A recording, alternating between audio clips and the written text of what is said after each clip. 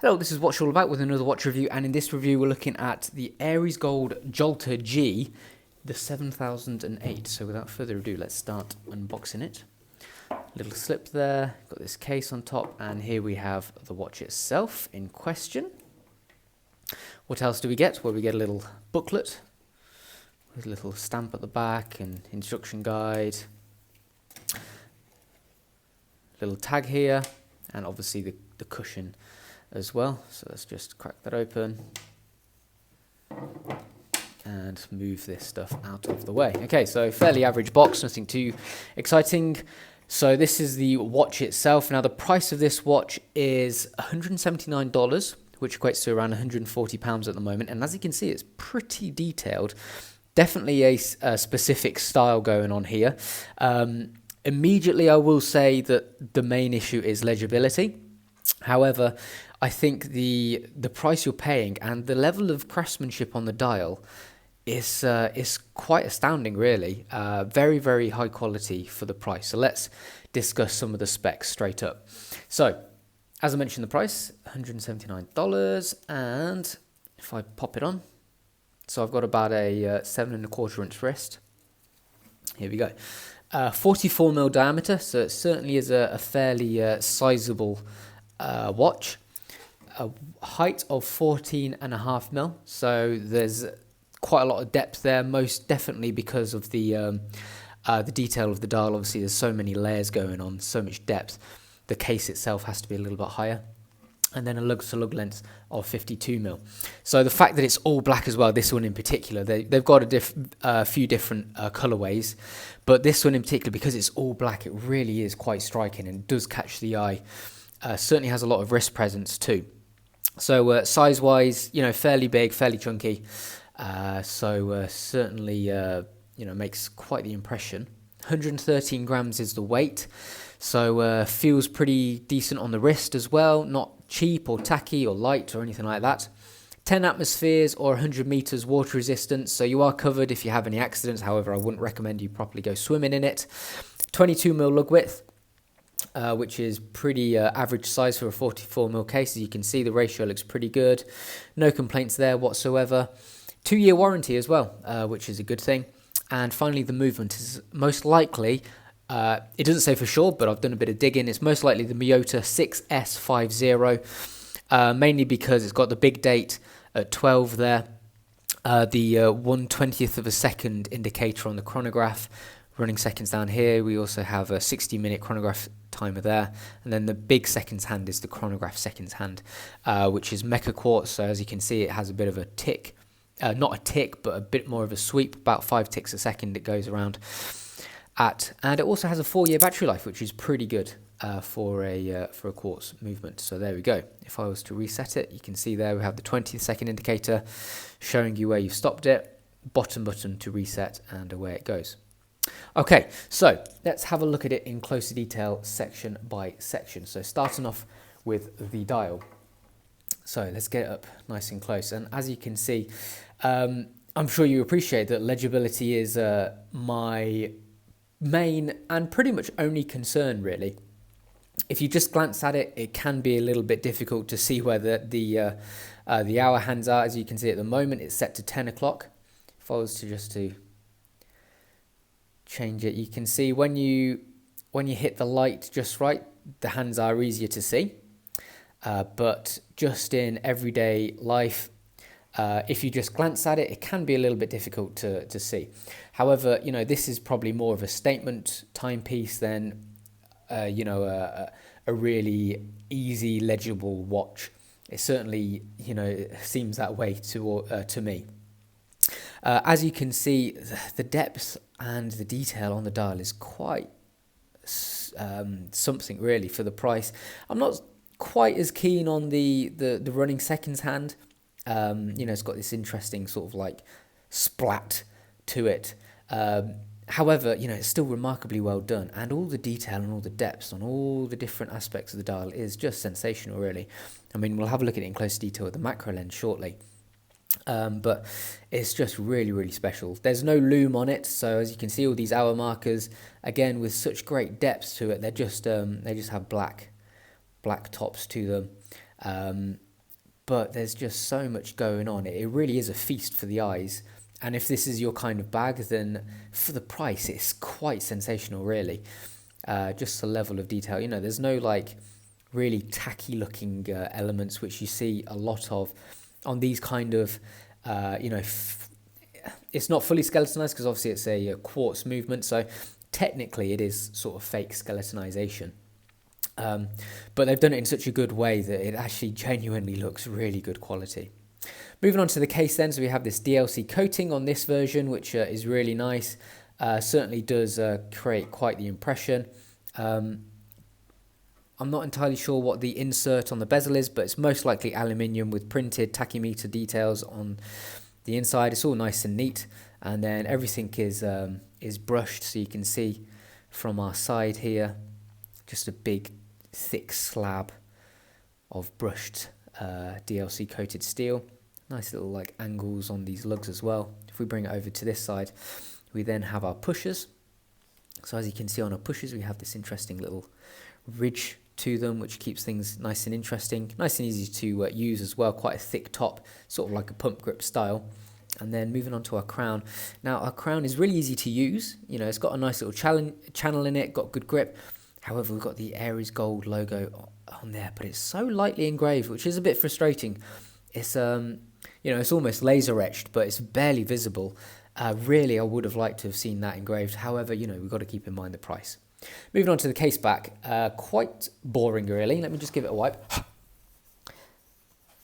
As you can see, fully polished with some various details around the outside. As you can see, I haven't worn it a great deal, and already we're picking up a few scratches on it.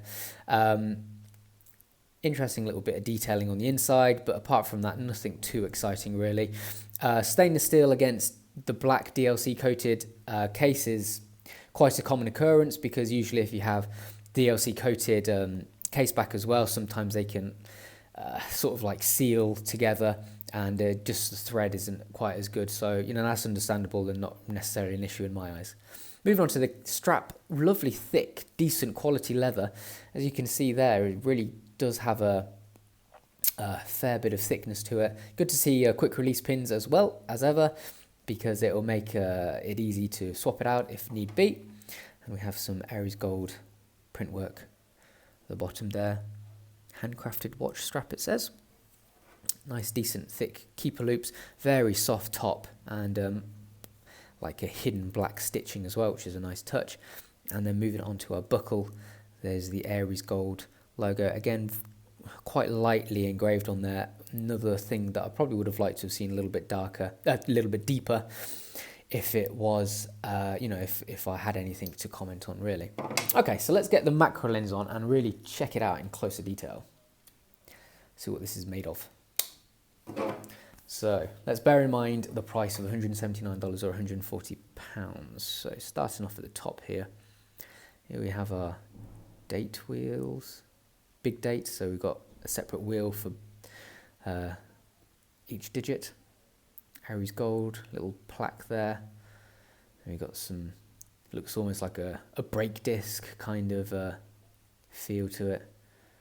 Got some, this is our minute indicator for our chronograph, so almost like a floating hand there, which looks pretty cool, showing off some cogs below, some detailing on there, on the outside there for our markings. Here's our hour indicators as well. Again, nice depth on them, sort of like floating from this outside chapter ring, which is a nice touch. Let's start the chronograph going. So there's the second hand, the chronograph second hand ticking away. Nice little bolt of electricity as the counterweight there, which is a cool touch. Looking at our hands, as you can see, so sort of like a basically brushed black hands, which is why the legibility is so affected. But it does look cool, you know. I'm not going to deny that. So this is our chronograph 20th of a second indicator, as you can see, spinning around. Nice little bit of markings around the outside there as well. Print works all nice and fine. Sapphire crystal as well, I forgot to mention actually, which has a really nice anti-reflective layer on it. We'll have a check that out in a bit. And here's the running second hand. Interesting shape, and then this sort of like splatty kind of shape around it. I'm not too keen on the design. However, as you can see, you know, the construction of it is pretty good. I mean, it's not perfect, not flawless, but, you know, to the naked eye, it looks absolutely incredible. Another little bit of markings there. And you can see these sort of like little pop rivets. I much prefer these. These are probably fake, yeah, but I much prefer these kind of things. You see they're polished and they catch the light really nicely. I probably prefer these to fake screws, in all honesty. Moving on to the case then, starting off with the bezel. Here's our print work on our bezel insert. Let's go over here to our tachymeter. So aluminium most likely, or a steel insert.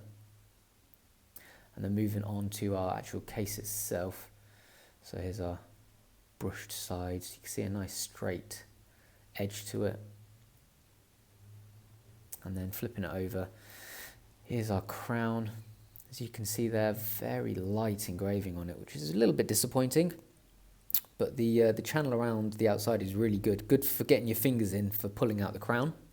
And then our pusher, I think it's like a plasticky kind of ridge to it. Appears a little bit plasticky. But again, nice little tiny bit of detailing on there. And then flipping it over, here's our engravings on our case back.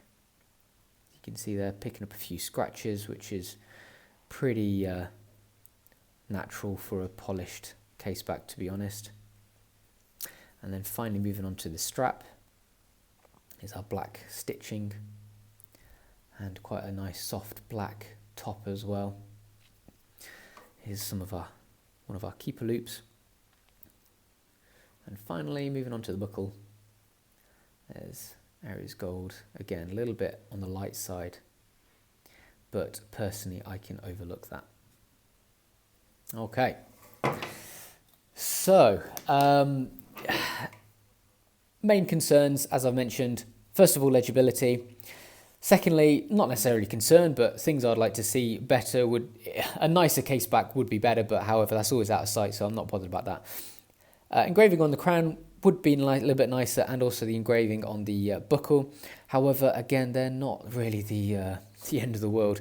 I forgot to mention it previously, but the sapphire crystal is really nice and clear, and has a really, reasonably effective anti-reflective coating as well. As you can see, you do get a very slight flash of blue, which obviously aids the luxurious appeal and look of the watch. Really, it's a hell of a lot of watch for $179, I'm not going to lie.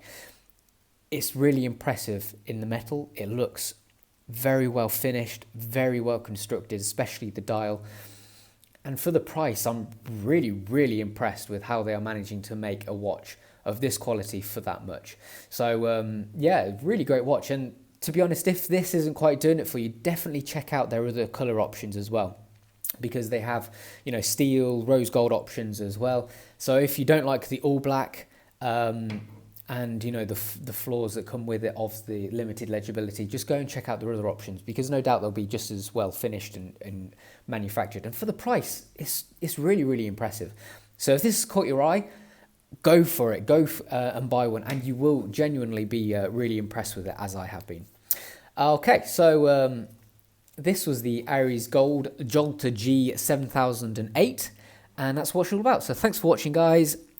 See you around soon. Don't forget to like, subscribe, and comment. Cheers.